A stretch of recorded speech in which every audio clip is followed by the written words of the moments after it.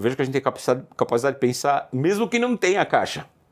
Então, esse é um talento que a gente tem e que deve ser muito valorizado. Quando que eu percebi isso? É uma construção. Eu trabalho viajando o mundo inteiro há pelo menos uns 20 anos. 16 deles na Kaspersky. E eu fui percebendo que aquela famosa expressão que a gente diz, síndrome do cachorro de vira-lata, a gente tem que abandonar isso, cara. O brasileiro não é pior do que outros. O executivo brasileiro não é pior do que outros. Também não é melhor. É diferente. Tem um conjunto de habilidades diferentes por conta de quem a gente é. Então, se a gente constrói as nossas competências profissionais em volta dessas habilidades diferentes, a gente se torna um profissional requisitado, desejado, e que pode fazer muito por organizações globais por conta destas competências que a gente aprende desde casa. O ônibus não chega na hora. O correio, eu lembro de uma história de um amigo meu. A faixa de pedestre. Eu lembro da história de um amigo meu, também executivo internacional, apresentando uma cotação, uma proposta comercial para um grande contrato de governo. Tá bom, milhões de euros, lá na Alemanha. Aí ele terminou a proposta, imprimiu, botou num envelope, selou, deixou na mesa da recepção para o correio pegar e entregar no dia seguinte. Falei, cara, você vai confiar no correio para entregar uma proposta que você tem que entregar amanhã às 10 horas da manhã? Sim, vai chegar. Eu não tenho nenhuma dúvida que vai chegar. Que coisa, né? Eu nem consigo imaginar como é. A gente não sabe quanto tempo demora para o correio entregar o negócio da China de Curitiba para São Paulo, né? Ô, Cláudio, eu não confio que eu vou pagar para chegar amanhã às 10 e vai chegar. Na minha vida, muitas vezes tive que pegar o avião para levar essa proposta para um cliente. Eu fui vendedor durante muito tempo da minha vida, né? O que me trouxe à posição que eu estou hoje é porque eu vendia bem, em resumo, né? E falo um pouquinho também. Então isso me fez chegar até aqui. E muitas vezes eu tive que pegar um avião, vou daqui para o Rio de Janeiro, daqui para Brasília, para entregar uma proposta em mãos, para ter a certeza de que você não depende de outra pessoa para fazer isso funcionar. Então, voltando ao aspecto esse gerenciamento da imprevisibilidade, é porque o alemão não precisa se preocupar com essa imprevisibilidade. O inglês sabe o horário do metrô, ele chega na estação 5 minutos antes do trem chegar e o trem vai chegar 5 minutos depois. A gente, digamos que lida com uma sequência, um caos As coisas cotidiano. Eu entendo, e faz todo sentido que se a gente parar para pensar, você que tá ouvindo a gente, para pensar aí que as coisas são na nossa vida, em geral, mais ou menos, assim, a sensação que horas tem que estar lá? 2 horas. Então, mais ou menos 2 horas. Quanto é que vai pagar de cartão de crédito esse mês? Mais ou menos tanto. É tudo mais ou menos ali mesmo, né? Exato. E a gente sabe lidar com essa margem de tolerância. Isso. É um benefício. Agora, isso também é um problema profissional. Porque essa margem de tolerância, que pra gente é grande, para os gringos não é tão grande. Eu tenho que explicar para o meu chefe que no Brasil prever vendas é meio difícil. No México é mais ainda. Então, a previsibilidade do forecast de vendas, né, quanto que a gente vai fazer de vendas daqui a 2 meses, daqui a 3 meses, daqui a 4 meses, eu não sei o que eu vou comer amanhã, né? Então, isso é um problema que o brasileiro tem que aprender a gerenciar também. O executivo internacional espera que a gente seja mais assertivo de uma maneira geral. Entendi. Tá. Mas qual foi o principal desafio que tu encontrou quando você chegou na Kaspersky 16 anos atrás? Você me contou que nessa época, para a América, Kaspersky é uma empresa russa. É uma empresa russa, global. Global, mas ela nasceu na Rússia. O criador é um russo. O criador é um russo, 27 anos atrás. A Kaspersky começou inventando um engine, um conjunto de motor de antivírus e vendia como OEM, ou seja, vendia para outras empresas colocarem nas suas marcas. Depois nós abrimos a operação B2C, ou seja, para consumidor final, uso doméstico.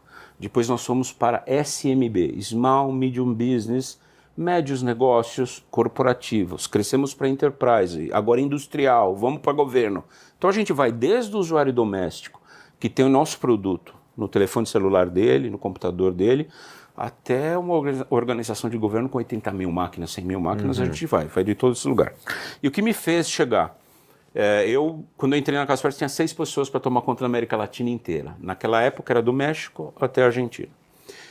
Eu entrei pelo varejo, vendendo caixinha de antivírus em supermercados, lojas de informática, etc. Isso quase não existe mais, porque ficou tudo digital, né? Mas esse foi meu início na Kaspersky. Depois eu assumi esta posição mesmo de consumo para a América Latina inteira. Incorporei a venda digital, que estava crescendo muito, que hoje meus amigos da área de digital tomam conta. Tu sentiu essa ascensão do digital em que época? Isso a partir de 2012, 2013. Coincide com a ascensão das redes sociais também? Exatamente. E o Brasil entrou muito rápido nisso, porque o Brasil é muito conectado. A gente compra passagem pela internet, compra carro pela internet, compra geladeira pela internet. A gente faz tudo pela internet. Tem um pedação da sociedade brasileira que investe em criptoativos também? Tudo isso. Então o Brasil foi precoce. Ele meio que escalou essa montanha antes de outros países da América Latina. E eu estava no lugar certo. Então eu fui de novo para a América Latina. Depois, em 2014, a empresa me convidou para ser o gerente geral do Brasil. Voltei para o Brasil. Mas em vez de só B2C, só consumo, corporativo, consumo, digital, todos os segmentos de negócio para a operação do Brasil. Nesse momento aí, a tua vida piorou ou melhorou? Ela ficou mais complexa, mais gente trabalhando comigo, mais gente para escolher, para crescer esse negócio. E qual foi o cálculo que tu fez para aceitar essa posição? Nenhum. Cara, você está na vida corporativa, aprende o seguinte... Cavalo passou selado, sobe em cima, depois você vê se dá certo ou não dá certo. Você vai perder a oportunidade? Não, você tem que estar preparado para o seu próximo passo. Eu estava. Tu sabia qual era o teu próximo passo? Quão importante é saber qual é o próximo passo? É um pedaço grande da resposta.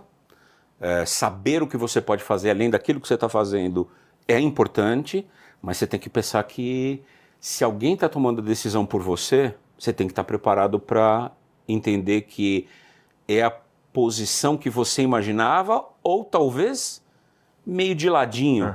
Porque você viu, né? Eu fui para B2C, depois eu fui para gerente geral e agora eu sou diretor da empresa, vice-presidente da empresa, para o que é o mercado corporativo da América inteira. Tomando conta desde os canadenses até os argentinos, né?